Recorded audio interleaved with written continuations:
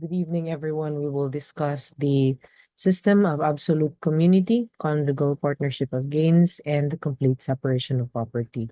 Starting off with the system of absolute community.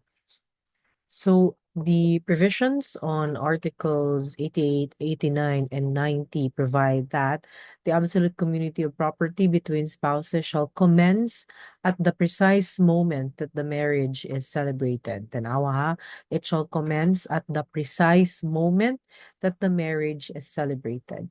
Any stipulation expressed or implied for the commencement of the community regime at any other time shall be void. No waiver of rights, shares, and effects of the absolute community of property during the marriage can be made except in case of judicial separation of property. When the waiver takes place upon the judicial separation of property or after the marriage has been dissolved or annulled, the same shall appear in a public instrument and shall be recorded as provided in Article 77. The creditors of the spouse who made such waiver may petition the court to rescind the waiver to the extent of the amount sufficient to cover the amount of their credits. The provisions on co-ownership shall apply to the absolute community of property between the spouses in all matters not provided for in this chapter.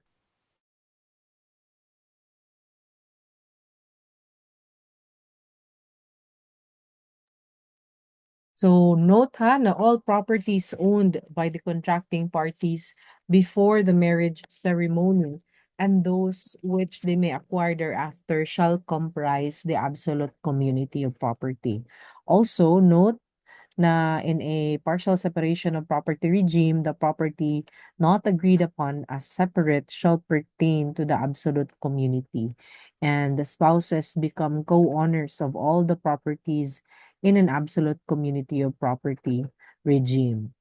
However, no waiver of rights, interest, shares, and effects of the absolute community of property can be made except upon judicial separation of property. So note ha, tanan nga property sa spouses becomes their co-owned properties. Okay?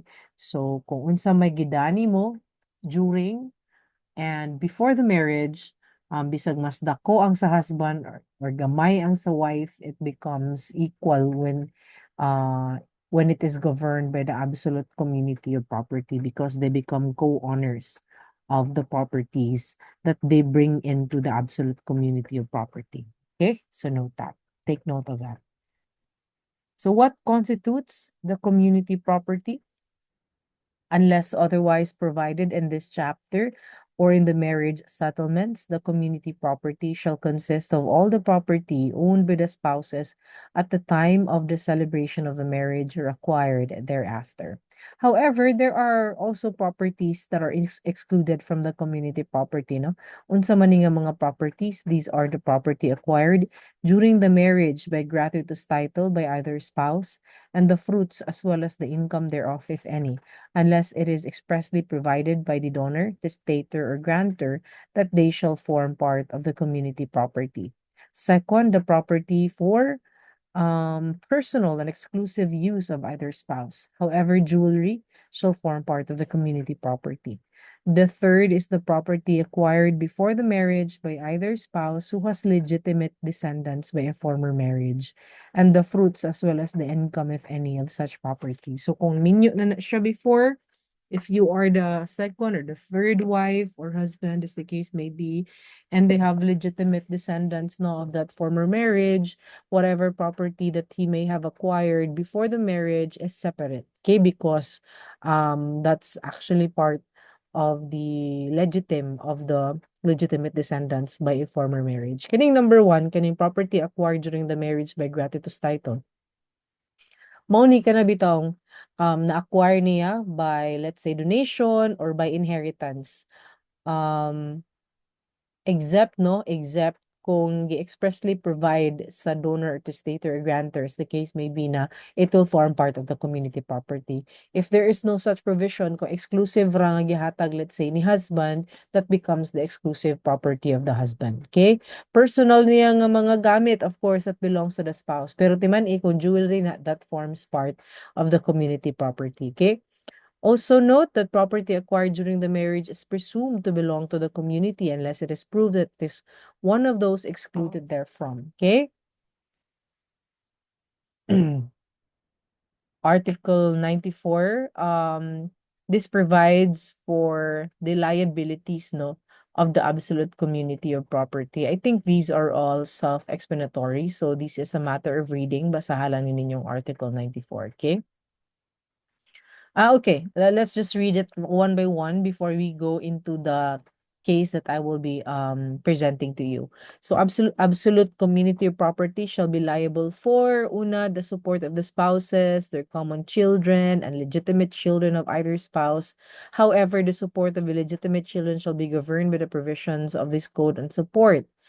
Paragraph 2, all debts and obligations contracted during the marriage with a designated administrator spouse for the benefit of the community, or both spouses, or by one spouse with the consent of the other.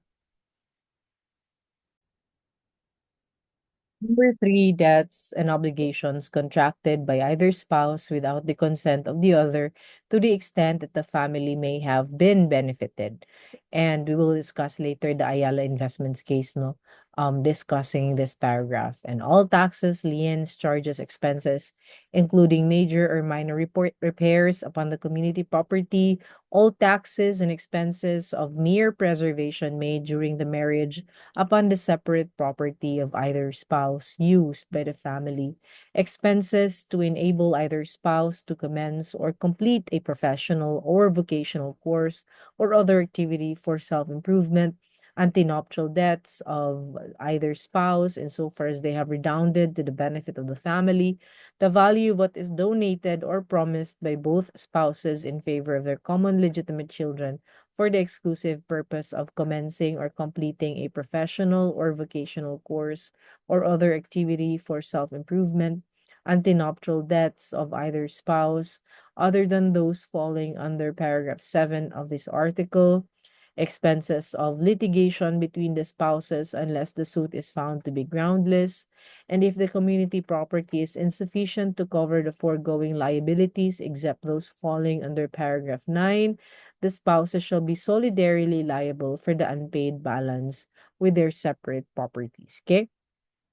Now, one of the common or the most common topic no na mogawas usually and cases na mo arise is this paragraph 3 of Article 94. Kining debts and obligations contracted by either spouse without the consent of the other to the extent that the family may have been benefited. Okay, so kanus aman nga the absolute community of property will be liable for the debts and obligations contracted by either spouse even without the consent no of the other.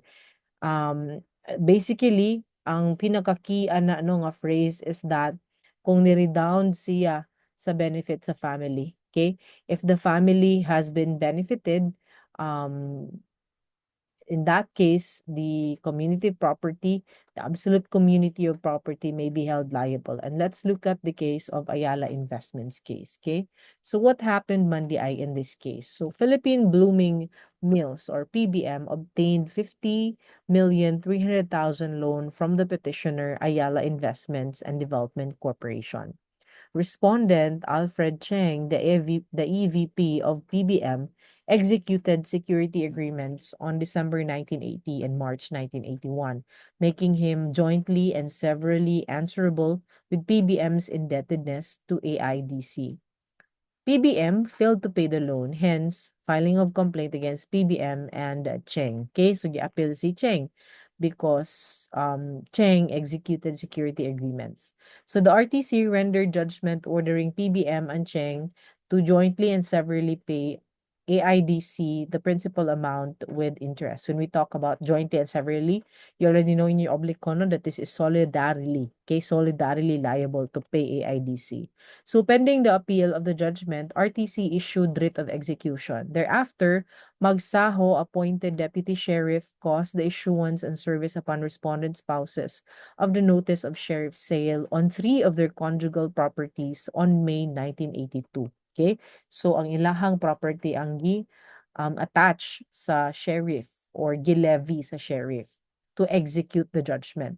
So respondent spouses filed an injunction against the petitioner on the ground that the subject loan did not redound to the benefit of the said conjugal partnership. The Court of Appeals issued a TRO enjoining the lower court from enforcing its order, paving way for the scheduled auction sale of the respondent spouse's conjugal properties. A certificate of sale was issued to AIDC, being the only bidder, and was registered on 1984. Okay?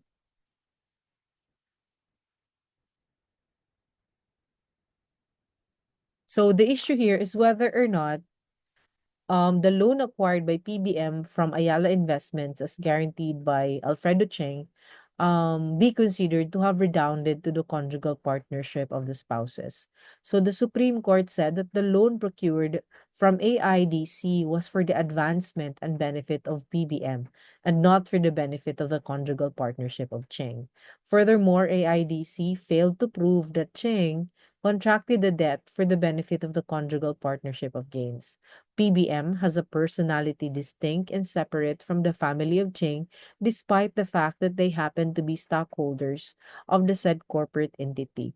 Clearly, the debt was a corporate debt, and the right of recourse to Cheng as surety is only to the extent of his corporate stock holdings. Okay? And the Supreme Court further said that based from the foregoing jurisprudential rulings of the Supreme Court, if the money or services are given to another person or entity and the husband acted only as a surety or guarantor, that contract cannot by itself alone be categorized as falling within the context of obligations for the benefit of the conjugal partnership. The contract of loan or services is clearly for the benefit of the principal debtor and not for the surety or his family. Ching only signed as a surety for the loan contracted with AIDC on behalf of PBM. Signing as a surety is certainly not an exercise of an industry or profession. It is not embarking in a business. Hence, the conjugal partnership should not be made liable for the surety agreement, which was clearly for the benefit of PBM. The court did not support the contention of the petitioner that a benefit for the family may have resulted when the guarantee was in favor of Ching's employment. Kaning gitawag nila og prolonged tenure, appreciation of the shares of stocks, prestige enhanced. Since the benefit contemplated in Article 161 of the Civil Code, or in this case, aning family code, no, must be one directly resulting from the loan. It must not be a mere byproduct or a spin-off of the loan itself. Okay? So it's clear ha here that the Supreme Court said katong loan, no, bisan pa og nakadako to siya sa presyo sa shares of stocks or nakaprolong sa tenure ni Cheng or nakahatag og prestige sa iya, no, it did not directly benefit the family.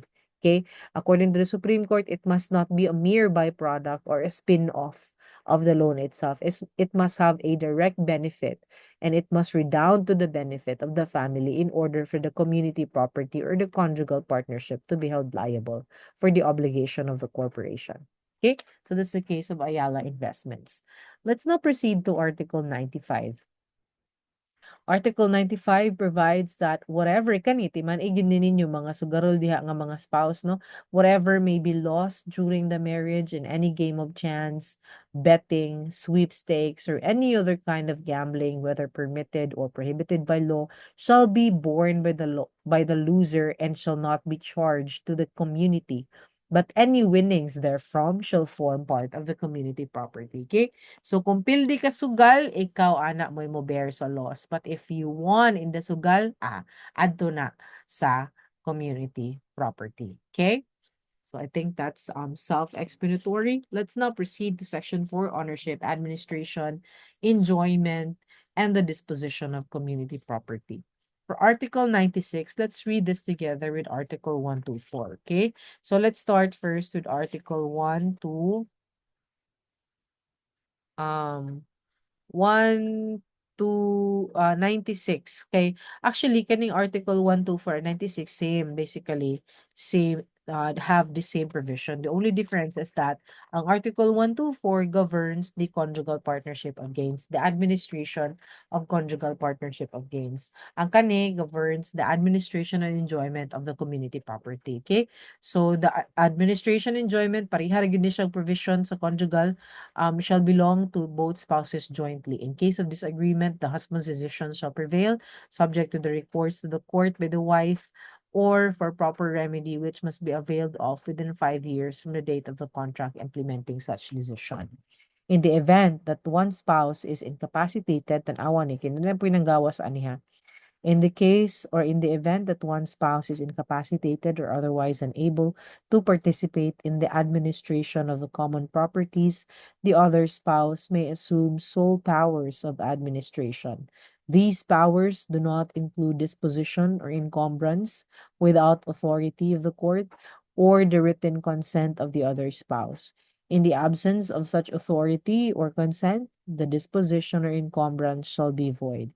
However, the transaction shall be construed as a continuing offer on the part of the consenting spouse and the third person, and it may be perfected as a binding contract upon the acceptance by the other spouse or authorization by the court before the offer is withdrawn by either or both offerers. Okay? Tanawa ganin oh, na in the event that the one spouse is incapacitated or unable to participate in the administration, the other spouse may assume sole powers of administration. Okay? Pero tanawa ha, administration rana. These powers do not include disposition or encumbrance without the authority of the court or the written consent of the other spouse. Okay? In the absence of such authority or consent, whatever disposition or encumbrance shall be void. Void na generally. Pero naadri, however, the transaction shall be construed as a continuing offer on the part of the consenting spouse and the third person, and may be perfected as a binding contract upon the acceptance by the other spouse or authorization by the court before the offer is withdrawn by either or both offerers. While it may be considered as void contract, void disposition or encumbrance, it is considered as a continuing offer. Okay? To the effect nga si spouse nga wala ning consent may accept the contract. Okay? Or pwede nga mo-apply siya sa court and the court can approve or authorize the said encumbrance or disposition before i-withdraw sa either or both offerers. Okay? So let's look at the case of Alejo versus spouses Cortez, no, exemplifying this case. So what happened here at the heart of the instant controversy is a parcel of land measuring 255 square meters located at Kotkot, Pulilan, Bulacan, and covered by TCT number T118170. The property belonged to the conjugal property or absolute community property of the respondent spouses Jorge and Jacinta Leonardo, or the spouses Leonardo, and upon which their residential house was built. Okay? It appears that sometime in March 1996, Jorge's father Ricardo approached his sister here in petitioner Dolores Alejo to negotiate the sale of the subject property. Accordingly, on March 29, 1996, Jacinta executed a kasunduan kay asawa ni Jorge si Jacinta. A kasunduan with Dolores for the sale of the property for a purchase price of 500,000 pesos. Under the kasunduan, Dolores was to pay 70,000 as down payment, while 230,000 is to be paid on April 30, 1996, and the remaining balance of 200,000 was to be paid before the end of the year 1996. The kasunduan was signed by Jacinta and Ricardo as witness. Jorge, however, did not sign the agreement. Okay, so ang bana wa ning sign, only the wife. It further appears that the down payment of 70,000 and the 230,000 were paid by Dolores on the dates agreed upon, and thereafter Dolores was allowed to possess the property and introduce improvements thereon. However, on July 3, 1996, Jorge wrote a letter to Dolores denying knowledge and consent to the kasunduan. Jorge further informed Dolores that Jacinta was retracting her consent to the kasunduan due to Dolores' pay to comply with her obligations. This was followed by another letter dated September 29, 1996 from Jorge to Dolores, demanding that the latter pay the balance of 200,000 on or before October 5, 1996. Otherwise, the purchase price shall be increased to 700,000. According to Dolores, she was being compelled by Jorge to sign the agreement, but that she refused to do so. As a result, Jorge went to her house, destroyed its water pump, and disconnected the electricity. Before the officials of the barangay, Dolores tendered a balance of 200,000, but Jorge refused to accept the same. Instead, Jorge filed cases for ejectment and annulment of sale, reconveyance, and recovery of possession against her. These cases were later on dismissed by the trial court on technical grounds. However, during the pendency of said cases, the subject property was sold by Jorge and Jacinta to respondent spouses Cortez, okay, and Priscilla San Fernando or San Pedro under a deed of absolute sale dated September 4, 1998 for a purchase price of 700,000 pesos. So a new transfer certificate of title was issued to the spouses Cortez, and at the time of the said sale, Dolores was in possession of the subject property. So gubot na kaayo, okay? So the issue here is that si Dolores maintains that the kasunduan is a perfected and binding contract and it was accepted by Jorge through his overt acts. So what did the Supreme Court said? How did the Supreme Court rule on this one? Ingon ng Supreme Court, the key issue in this case is whether the kasunduan for the sale of a conjugal real property between Jacinta and Dolores as a continuing offer has been converted to a perfected and binding contract. For if Jorge has not accepted or consented to the said sale, the kasunduan is considered void, rendering the other issues raised herein merely academic. So, ningon ng Supreme Court, the law is therefore unequivocal when it states that the disposition of conjugal property of one spouse without the consent of the other is void. Here, it is an established fact that the kasunduan was entered into solely by Jacinta and signed by her alone. By plain terms of the law, therefore, the kasunduan is void. Nevertheless, we agree with the RTC and CA when it held that the void kasunduan constitutes a continuing offer from Jacinta and Dolores, and that Jorge had the option of either accepting or rejecting the offer before it was withdrawn by either or both Jacinta and Dolores. So, in this case, ningon ng Supreme Court, the point Supreme Court, the point of contention is whether Jorge accepted such continuing offer. If so, the kasunduan is perfected. So, further, ingon ng Supreme Court no na it is undisputed that after the execution of the kasunduan, Jorge sent two letters to Dolores. One in informing her that he did not consent to the sale, and the other is that demanding Dolores to pay the balance of the purchase price on or before October 5, 1995. And the purchase price, and failing which, the purchase price, according to Jorge, shall be increased to 700,000. Clearly, in the Supreme Court, clearly, Jorge's first letter was an outright and express repudiation of the kasunduan. The second letter, while ostensibly a demand for compliance with Dolores' obligation under the kasunduan, varied its terms on material points, that is, the date of payment of the balance and the purchase price. Consequently, such counter-offer cannot be construed as evidencing Jorge's consent to or acceptance of the kasunduan, for it is settled that where the other spouse's putative consent to the sale of the conjugal property appears in a separate document which does not contain the same terms and conditions as in the first document signed by the other spouse, a valid transaction could not have arisen. The Supreme Court further said that neither can Jorge's subsequent letters to Dolores be treated as a ratification of the kasunduan for the basic reason that a void contract is not susceptible to ratification.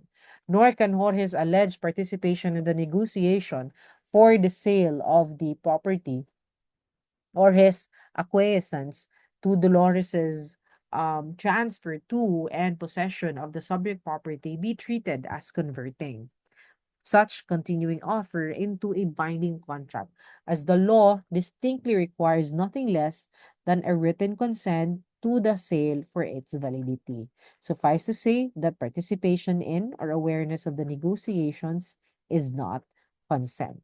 Okay? So I hope that's clear. That's Article 96. Let's now go to Article 97. So either spouse may dispose by will or his or her interest in the community property. Neither spouse may donate any community property without the consent of the other.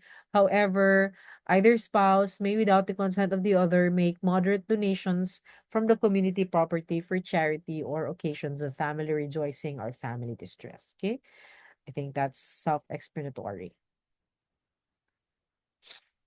Also here, ma-terminate ang absolute community upon the death of either spouse, or where there is a decree of legal separation, or when the marriage is annulled or declared void, or when there is judicial separation of property during the marriage under Articles 134 to 138.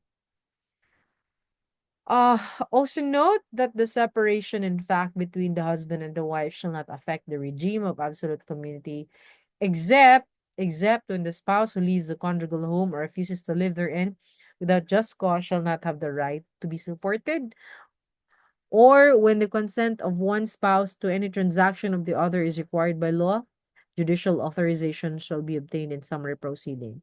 And in the absence of the community or sufficient community property, the separate property of both spouses shall be solidarily liable to support the family. Okay? So just read that.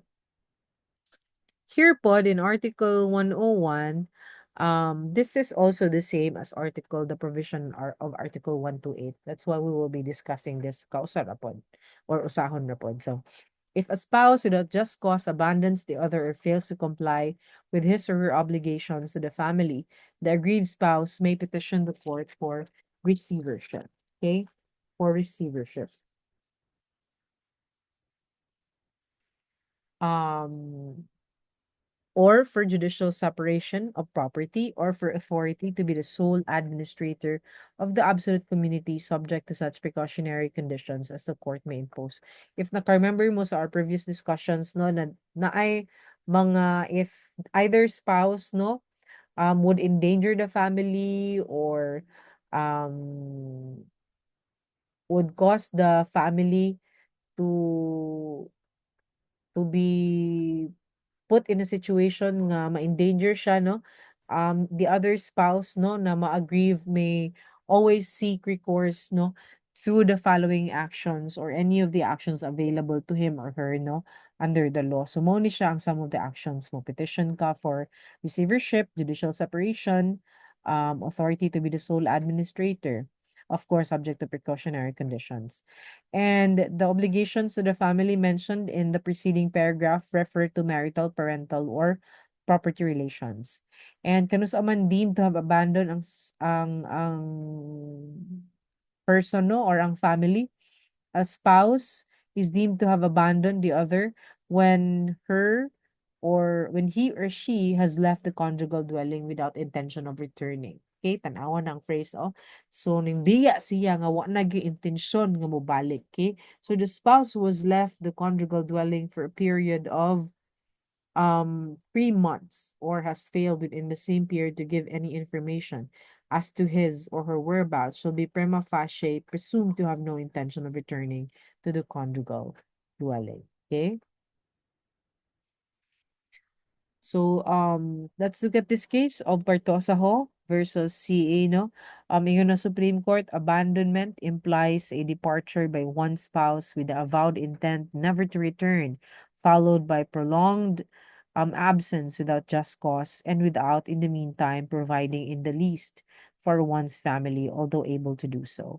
So, muna katong bagong ko, ano, katong Lanoza versus Lanoza case, no, wherein the Supreme Court said, no, na abandonment of the absent spouse, no, for more than a decade constitutes psychological incapacity.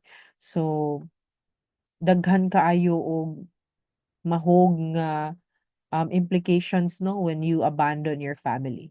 Further, in the Supreme Court, there must be absolute cessation of marital relations, duties, and rights with the intention of perpetual separation. This idea is clearly expressed in the above quoted provision, which states that a spouse is deemed to have abandoned the other when he or she has left the conjugal dwelling without any intention of returning. Records show that as early as 1994 in the Supreme Court, the private respondent had already rejected a petitioner whom he denied admission to their conjugal home in Dumaguete City when she returned from Zamboanga. The fact that she was not accepted by Ho demonstrate all too clearly that he had no intention of resuming their conjugal partnership. Moreover, beginning 1968 until the determination by this court of the action for support in 1989, the private respondent refused to give financial support to the petitioner. The physical separation of the parties, coupled with the refusal by the respondent to give support to the petitioner, suffice to constitute abandonment as a ground for judicial separation of their conjugal property. In addition, the petitioner may also invoke the second ground allowed by Article 128 for the fact is that he failed without just cause to comply with his obligations to the family as husband or parent. Apart from refusing to admit his lawful wife to their conjugal home in Dumaguete City, dili mo gud na niya pabalik ka. Jo has freely admitted to cohabiting with other women and siring many children by them.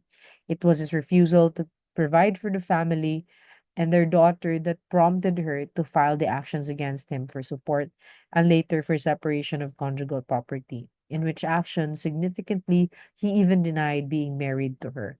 So the petitioner or the private respondent has not established any just cause for his refusal to comply with his obligations to his family as dutiful husband. So that's what the Supreme Court said in the case of Partosa Hall versus CA in December 18, 1992. Okay?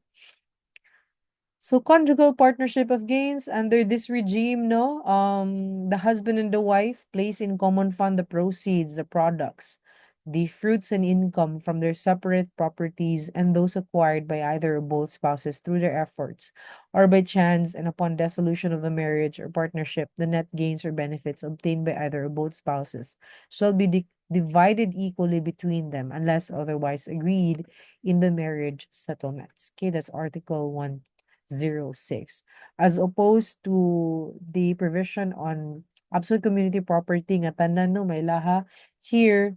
Kung whatever is the spouse's property before the marriage remain to be theirs, but the fruits therein, the income or the products or the proceeds of that property becomes the conjugal partnership, becomes part of the conjugal partnership, and whatever is acquired by them during the marriage, no, it also becomes a property of the conjugal partnership. Okay, so maora na yung nakadeferensya ana.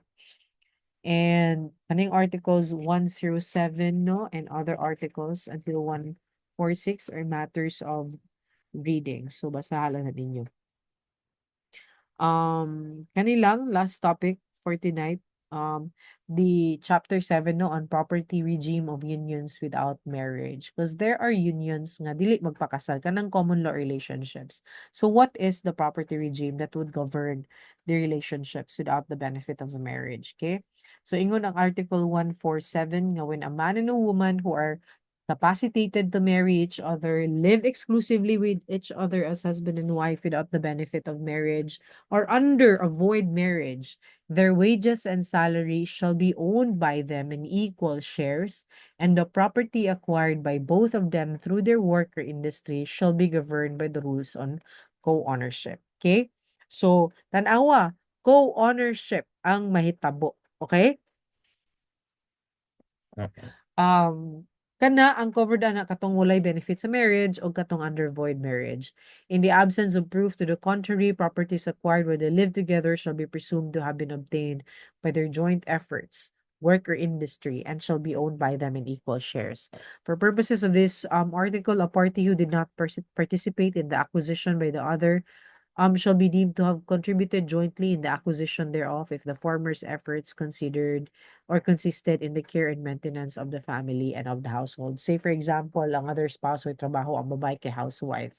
So even if he did not participate in buying the property during the relationship, common law relationship, no, or during a void marriage, ang iyahang contribution ana nga i-consider sa balaod is her care and maintenance to the family and of the household. Okay? Also, neither party can encumber or dispose by act inter vivos of his or her share in the property acquired during cohabitation and own in common without the consent of the other until after the termination of their cohabitation. And when only one of the parties to avoid marriage is in good faith, the share of the party in bad faith in the co-ownership shall be forfeited in favor of their common children. In case of default of or waiver by any or other common children or their descendants, each vacant share shall belong to the respective surviving descendants. In the absence of the descendants, such share shall belong to the innocent party. In all cases, the forfeiture shall take place upon termination and cohabitation. Also, in cases of cohabitation not falling under the preceding article, tanawa niya ang kanisiya mo governing katubitang relationship of a man and a woman living together without the benefit of a marriage, living together husband and wife without the benefit of the marriage, o kato under a void marriage. Kaning Article 148, katuning mga cohabitation nga not falling under the preceding article, meaning nag-ipon unya minyo ang either party baron or naay legal impediment ang parties, okay? So in cases of cohabitation not falling under the preceding article, only the properties acquired by both of the parties through their actual joint contribution of money, property, or industry shall be owned by them in common in proportion to their respective contributions. In the absence of proof to the contrary, their contributions and corresponding shares are presumed to be equal. The same rule applies, no, to joint deposits of money and evidences of credit. And if one of the parties is validly married to another, his or her share in the co-ownership shall accrue to the absolute community or conjugal partnership existing in such valid marriage. If the party who acted in bad faith is not validly married to another, his or her share shall be forfeited in the manner provided in the last paragraph of the preceding article. Katubitong maadto sa ilang common children. And then the foregoing rules and forfeiture shall likewise apply even if both parties are in bad faith. Okay? So, tanaw na to ang kaso, no? Exemplifying Article 148. So, what happened here is that si Benjamin and Sally developed a romantic relationship in 1979. Ang papa ni Sally was against the relationship. So, Sally brought Benjamin to an office in Santulan, Pasig City where they signed a purported marriage contract. So Sally, knowing Benjamin's marital status, assured him that the marriage contract would not be registered. Sally filed criminal actions for bigamy and falsification of public documents against Benjamin using their simulated marriage contract as evidence. Benjamin, in turn, filed a petition for declaration of non-existent marriage and declaration of nullity of marriage before the trial court on the ground that his marriage to Sally was bigamous and that it lacked the formal requisites of a valid marriage. Benjamin also asked the trial court for the partition of the properties he acquired with Sally in accordance with Article 148 of the Family Code for his appointment as administrator of the properties during the pendency of the case and for the declaration of Bernice and Bentley as illegitimate children. A total of 44 registered properties became the subject of the petition before the trial court. And aside from the 7 properties enumerated by Benjamin in his petition, Sally named 37 properties in her answer. Okay? So, maunang na 44. So, the trial court ruled that the marriage was not recorded with the local civil registrar and the National Statistics Office because it could not be registered due to Benjamin's subsisting marriage with Azucena. Minyo magunis Benjamin. So, the trial court ruled that the marriage between Benjamin and Sally was not bigamous. The issues here now that were raised before the Supreme Court are as follows: whether the marriage between Benjamin and Sally are void for not having a marriage license. Second, whether Article 148 should govern Benjamin and Sally's property relations. Third, whether bigamy was committed by the petitioner. So to answer the first question, whether unsa to, whether the marriage between Benjamin and Sally are void for not having a marriage license. In the Supreme Court, yes, we see no inconsistency in finding the marriage between Benjamin and Sally null and void because in the first place, wala man to sila'y lisensya. So, klaro ka ito. Now, tanaw na to ang question kung mag-govern ba ang Article 148 nila sa ilang kaminyoon. Yung Supreme Court, yes. Okay? Because ang mo-govern sa relationships or cohabitations nga not falling under Article 147 is Article 148. Okay? Further, yung na Supreme Court nga Benjamin and Sally cohabited without the benefit of marriage. Thus, only the properties acquired by them through the actual joint contribution of money, property, or in industry shall be owned by them in common in proportion to their respective contributions. Thus, both the trial court and the Court of Appeals correctly excluded the 37 properties being claimed by Sally, which were given by Benjamin's father to his children as advanced inheritance. Sally's answer to the petition before the trial court even admitted that Benjamin's late father himself conveyed a number of properties to his children and their respective spouses, which included Sally.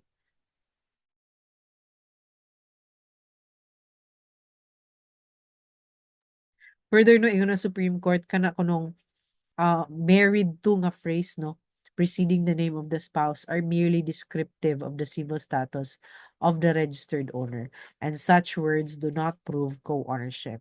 And without such proof of actual contribution from either or both spouses, there can be no co-ownership under Article 148 of the Family Code. Okay? And lastly, to answer the question if there is bigamy, in the Supreme Court, no, walay bigamy because in this case, there was really no subsequent marriage. Okay? Benjamin and Sally just signed a purported marriage contract without a marriage license. So the supposed marriage was not recorded with the local civil registrar and the NSO, now the PSA. Okay? In short, the marriage between Benjamin and Sally did not really exist. And they lived together and represented themselves as husband and wife without the benefit of marriage. Okay? So that's Article 148, and we will have our semifinals on Tuesday. Coverage would be Articles 26 to 126. Okay.